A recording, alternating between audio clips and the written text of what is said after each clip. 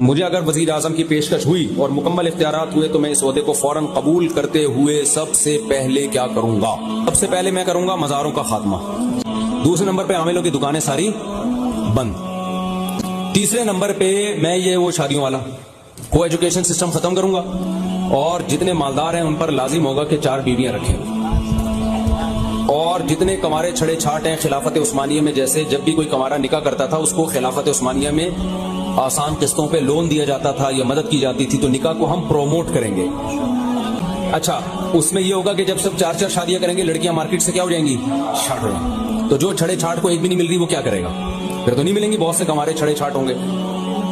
تو پھر ہم ان کو باہر امریکہ بھیجیں گے انگریز لڑکیوں سے شادیوں کے لیے. جاپان سے بھائی ہم دوسرے ملکوں سے مذاکرات کریں گے کہ بھائی ہمارے ہاں مالداروں نے 4 رکھ لیے ہیں، یہ بیچارے غریب لوگ بیٹھے ہوئے، ان کو ایک بھی نہیں مل رہی.